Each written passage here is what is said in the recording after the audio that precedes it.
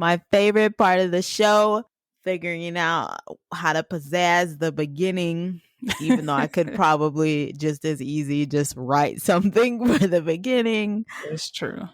But I like to keep some things spontaneous. Hey, you. I'm sorry. Why'd you even laugh? I don't know.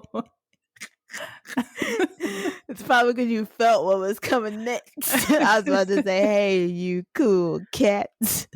Oh my God. I'll just hit him with a hey, strangers.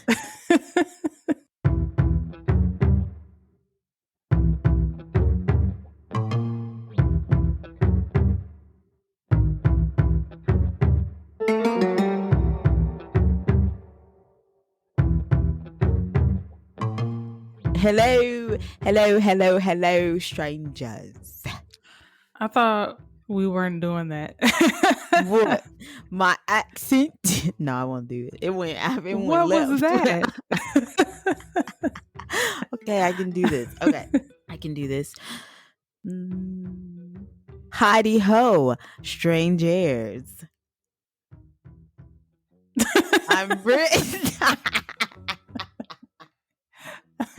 So if you're new here, how that was supposed to go was I say, hey, I'm Brit. And then D says, I'm D. But you didn't even... I never said I'm Brit. I'm sorry. It's been a long day.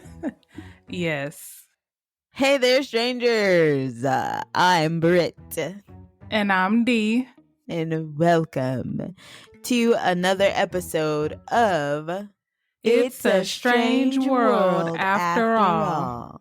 The place where we discuss true crime cases. Oh yeah, the supernatural. Yes, we do. Urban legends. How about you? Conspiracy theories. I could have made it all the way through. Jeez. Oh, nobody. I was selling it. I felt like I was serving it up. And all of the things. Your eyes aren't even open. It's my new glasses. And I'm just looking like, I swear it's my new glasses. I look like a cartoon character. like a Doug character. Like somebody just drew a line and then a dot for my eyes. Stop. Let me do this. They can't see me. You're giving it away. Okay. I've had a long day at work. Sometimes, you just wind down. Me too. Ooh. Yeah, I understand. I wish I could. The podcast where we discuss true crime cases, the supernatural, urban legends, conspiracy theories, and all of the things that keep the world strange.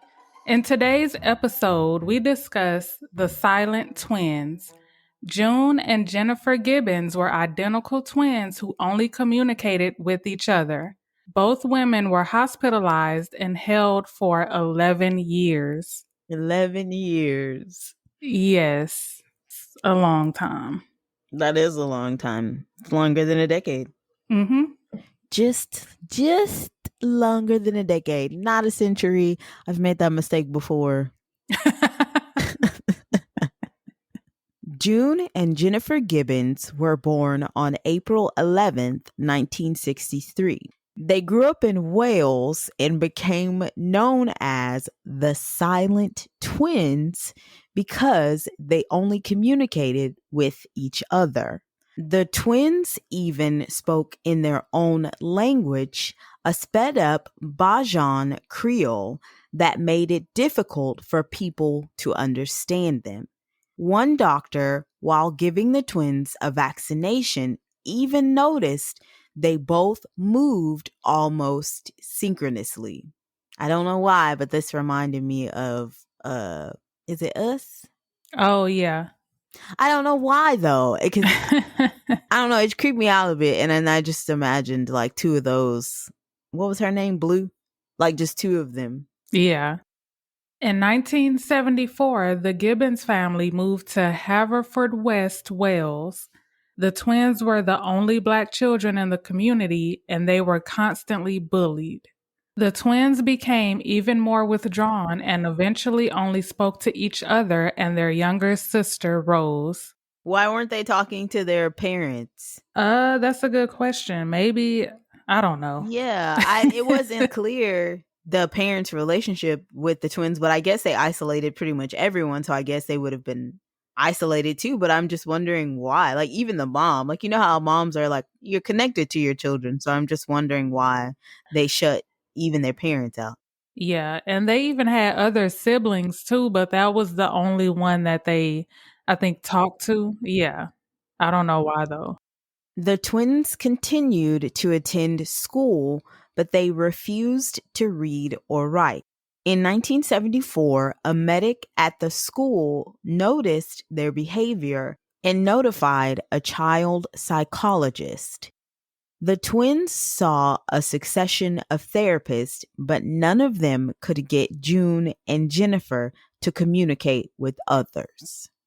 In an attempt to break their isolation, the twins were sent to separate boarding schools, but this only caused them to become catatonic. When they were reunited, June and Jennifer spent several years isolating themselves in their bedroom. This takes sister to a whole. No, I'm just kidding. Uh, this is odd. Like twins are kind of odd. No offense, if you're a twin, the whole like dynamic is really weird. Because I mean, Your uncles? yeah, Oh, but they're not identical though. no, but I mean they shared a womb together. A womb. Yeah. Get a womb. So that connection's already kind of strange, but their connection seems even weirder. Like, Yeah. and it's I almost mean, as go. Yeah, go ahead. no, I was just gonna say I wasn't gonna say anything.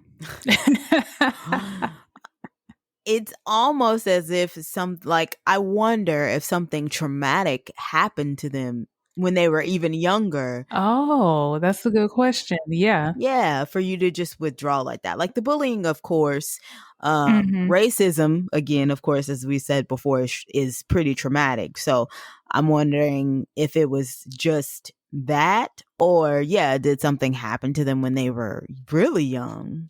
Yeah, that's a good question. It is reported that June and Jennifer taught one another how to read and write. The twins would often create elaborate plays and stories in the style of a soap opera with their dolls. I used to do that too, only I used to play like Jerry Springer and Maury. But I didn't have boy dolls. I feel like I wasn't allowed to have boy dolls, so it was just all the girls getting other girl dolls pregnant, and the drama was real. Polly Pocket had got a Betty Spaghetti pregnant. What? That was my childhood. That was my nickname, What, Betty Spaghetti? Betty Spaghetti. Why? Because I'm skinny. That's what they used to call me in high school. Betty Spaghetti. Yep.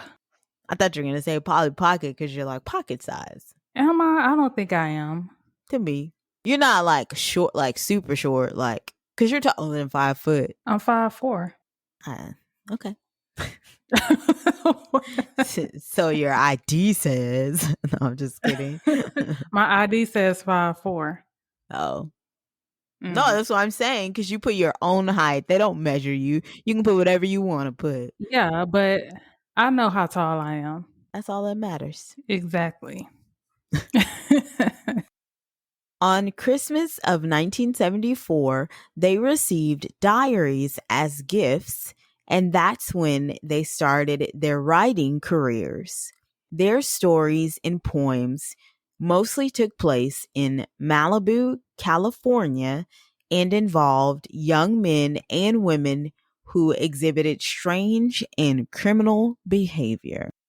June wrote a novel titled Pepsi Cola Addict. In this novel, the high school hero is seduced by a teacher and then sent away to a reformatory where a male guard makes a pass at him. How do you think of this stuff though at that age? I mean, imaginations. I used to write B2K fan fiction all the time. Okay.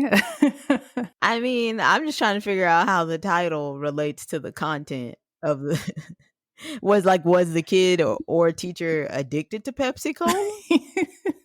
I'm being serious. Like how, I have no whereabouts? clue. Okay. Maybe somewhere in there it's mentioned, but I wouldn't know.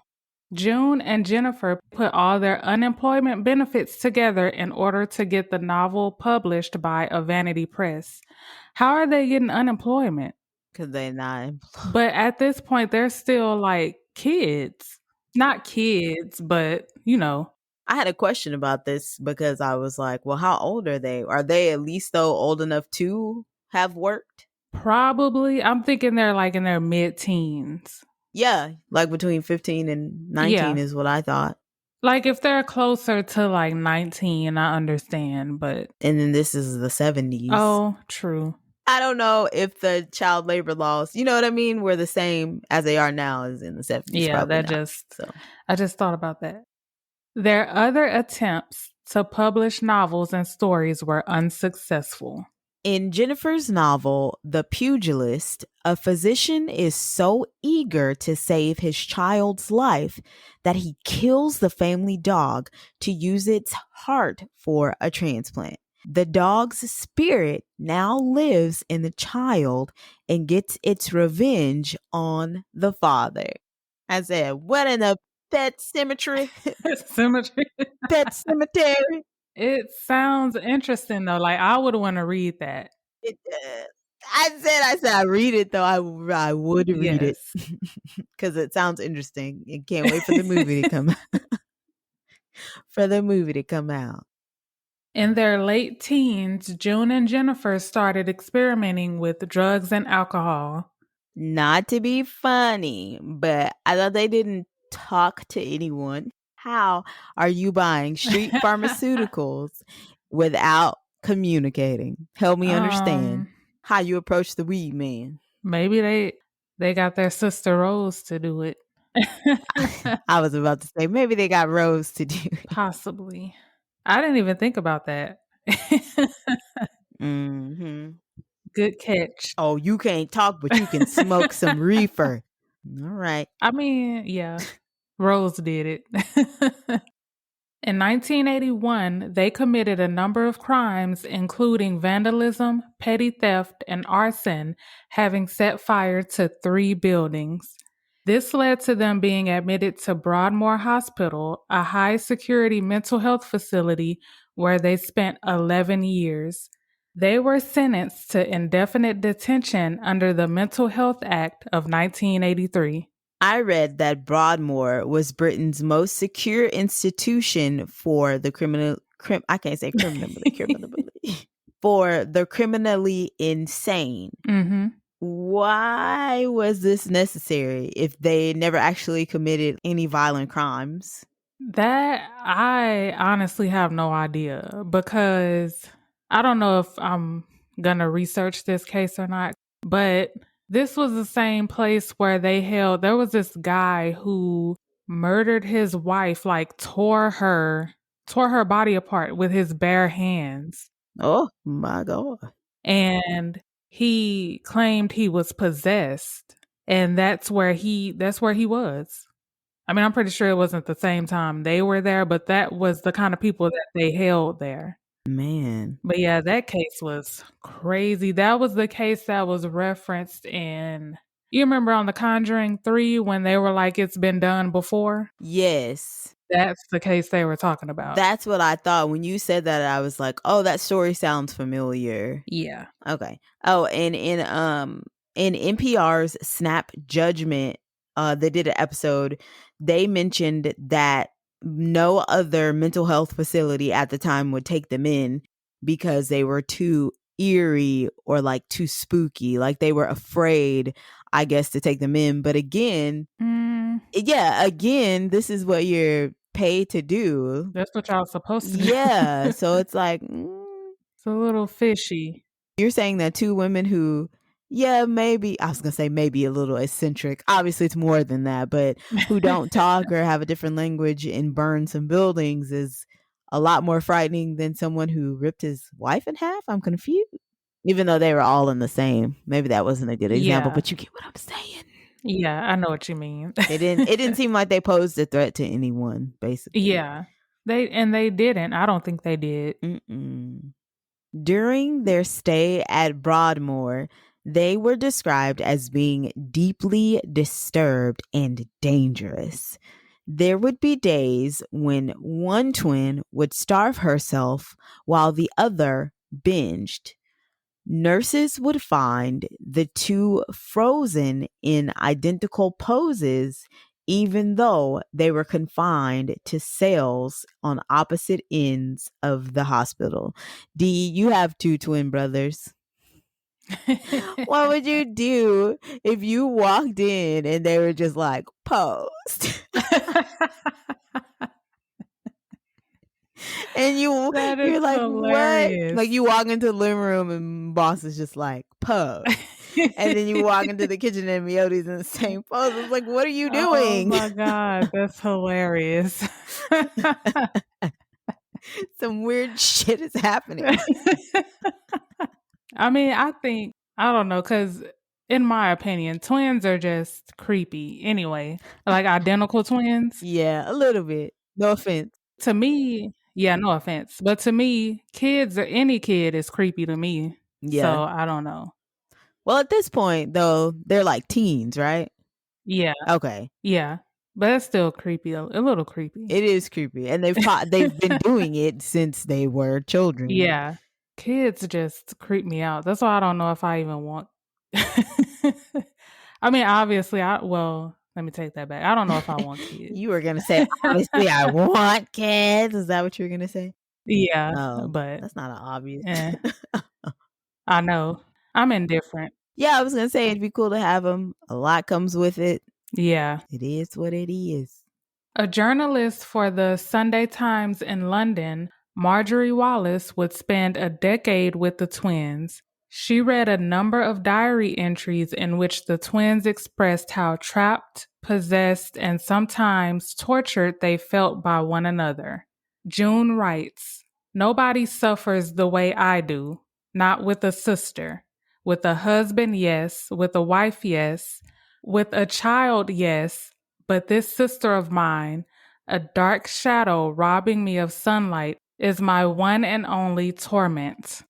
Jennifer writes, "We have become fatal enemies in each other's eyes. We feel the irritating, deadly rays come out of our bodies, stinging each other's skin. I say to myself, can I get rid of my own shadow? Impossible or not possible. Without my shadow, would I die? Without my shadow, would I gain life, be free, or left to die? Without my shadow, which I identify with a face of misery, deception, murder." And the Academy Awards go to, no, I'm just like, that's intense. It's a lot. Yeah, that is. Yeah, that's not normal No, it's not. And at all. then it's like, well, talk to somebody. Like, stop talking to her. No, you know what I mean? Like, leave her alone. Yeah. What? Nobody told you guys that you had to create this language. Nobody told you guys that you had to do any of this. You got other siblings. Yeah, but it's a mental thing. I mean, like maybe like a mental illness or something. It has to It be. has to be because I'm not finna. Yeah. Yeah, I'm not about to stay with somebody that makes me feel like that. Family included. Let's take a break. Let's take a break, Jennifer. I need a moment to myself. Exactly. You keep stealing my poses. I'm just kidding.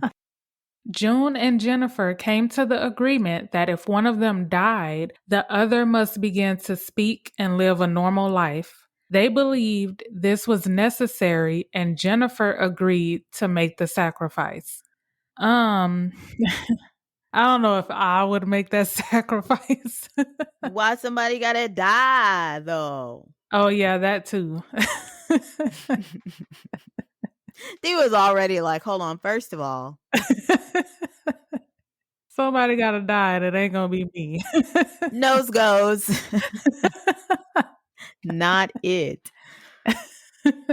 Why though? Why does someone have to die? Why can't we just coexist together?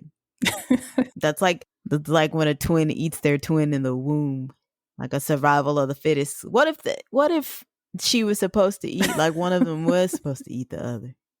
And that's okay. Go with me. What? No, you know what? I'm gonna save it. I'm gonna save it for what happens in a bit. Go ahead. Okay.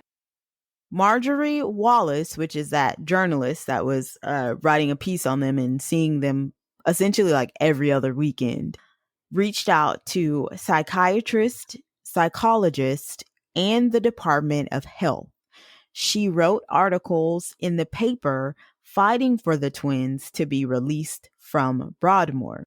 In March of 1993, arrangements were made for the twins to be transferred to a lower security clinic in Wales. So finally, after all of that, in a decade. Yeah, but why couldn't they just release them? Oh, that's true. Well, it said in one of the articles that I read, it said that they, of course, didn't release them, but it was in hopes to kind of like get them ready to be released. So they were going to send them to the lower security, see how Oh, they okay. did, and then like prep them to be released, basically. Got it. Yeah. Mm-hmm.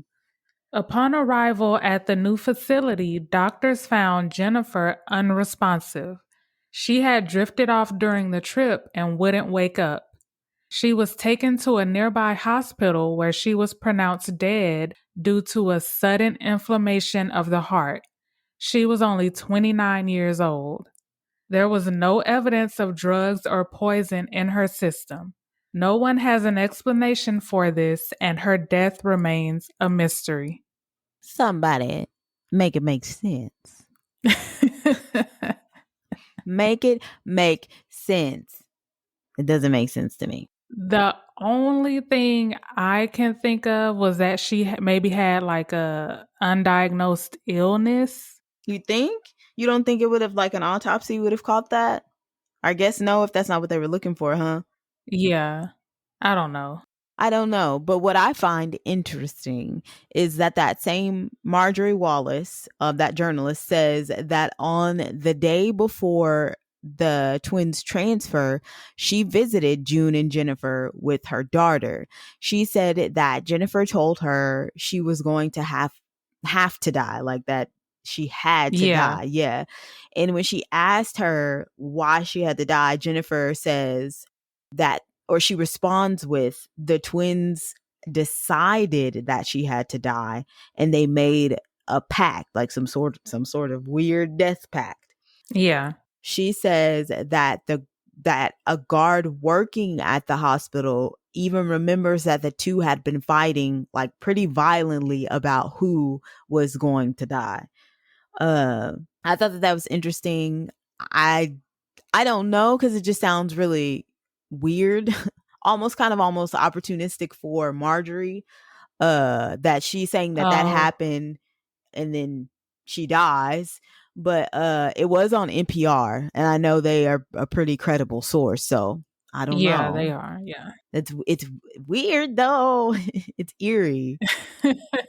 It is, because it happened right after they were like, okay, Jennifer, you gotta die. Yeah. So, Yes. so that's creepy. Very much so.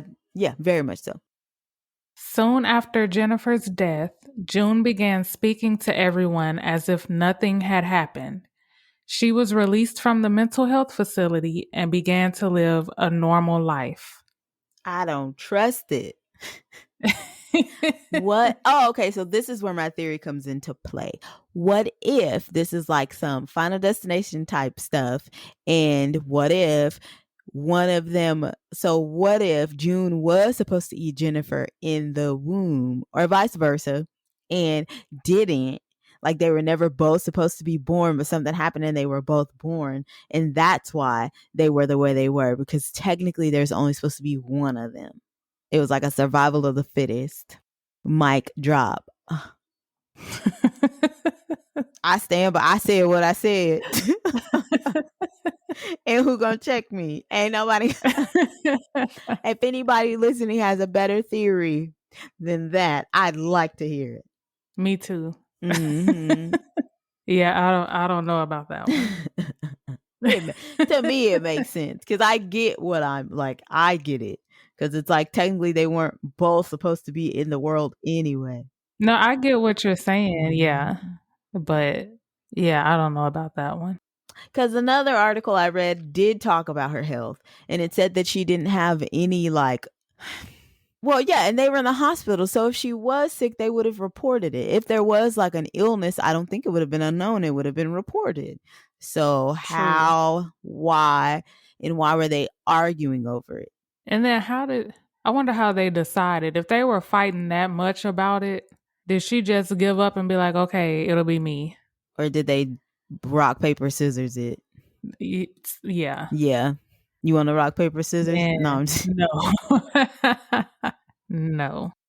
By 2008, June was living independently near her parents in West Wales. West Wales. June always dreamed of marriage, children, and becoming a writer, but she never achieved those goals. Jennifer is buried under a headstone engraved with a poem written by June that reads, "We once were two, we two made one. We no more two, through life be one. Rest in peace." That was okay. So this is my other theory. Is this indicating that they both now live inside June? Oh. So like, yeah. So okay. Because again, our bodies are just vessels. Like we are spiritual beings. We are souls in this vessel temporarily. So what if it wasn't essentially, well, no, she did have to die. Her vessel had to die in order for them to live a normal life, in order for them to be literally as one in one vessel. Yeah. And then just live their lives. Yeah. Maybe. I would go for that one over the other one. Over the Final Destination 2.0. Yes. Yeah. And then in that case, it's pretty beautiful. It turns it into something more beautiful than menacing, for sure. Yeah. That's all, folks. You got something? You got a theory or anything? Final Not thoughts? really. Not really. No. Final thoughts? It's just the whole thing is just creepy. It is very unsettling. Yeah, I don't think I'll ever understand. Like how did she die? Like what caused her heart to whatever happened to it? I don't Did it implode, explode, it stopped? Because yeah, if she was healthy, then there would be no reason for that. Right. And then yeah, they said that they didn't find any recreational drugs. Somebody also mentioned the fact that maybe taking the drugs at Broadmoor for so long, like the prescribed drugs for so long, how it kind of wears your body down. But her and her sister have the same pretty much genetic makeup. They were the same age. And they were taking the same medication. They were taking the same dosage, same medication. So why not her too? Yeah. Oh, fun fact. Ooh, I love fun facts. I don't know if this is actually going to happen now, but they were going to make this into a movie. I wrote that in my comments. Oh. That was my final thought. The one that just says Brit under final thoughts. Oh, I didn't see that. Yeah. My bad. But yes, they are. It's supposed to have Black Panther's sister. Yes. Is it Latita or Letitia? Letitia Wright. Yeah. Tamara Lawrence or Tamara, whoever you're asking. No. And then this lady whose name I can't even say, Angeniska Smoskiniska. Oh, you didn't put the names in your note? No, I have them pulled up. I just don't know how to say her name. Oh. Angeliska Schmoshknishka? I don't know, but I'm excited about it. Yeah, because I've been hearing about the movie for a long time, but I don't know what's going on with it. It's going to have Letitia right in it. That's all I know. Letitia. Letitia Rit. Be sure to follow us on Instagram at It's a Strange World Podcast and on Twitter at Pod Strange World. Also on Facebook at It's a Strange World After All. Yes, we would love to hear from you. Tell us what you think. Like, what if I did? I don't know. Jaws. It's because I said it. Jaws. Yes, we would love to hear from you. Tell us what you think about the Silent Twins story. What do you think happened? What's your theory? Also, are you excited? Are you just as excited as us for this film whenever it come out? Also, if there is anything within the world of strange that you would like for us to cover, let us know. Again, I said it strange. Even if you just want to say, what up, doe. We'll be here. She'll be there. That I'm putting in my resignation letter today. I'm telling you, like, once we start doing videos, it's gonna be a compilation of Brittany annoying D for 2 minutes straight. It's just gonna be me sitting here like this. I just live. Thank you for tuning into another episode of It's a Strange World After All. And thank you so much for keeping it strange with us. Thank you. Bye. Bye. Bye. Bye. Bye. Bye. Bye. Bye. Bye. Bye. Bye. Bye. You are so extra.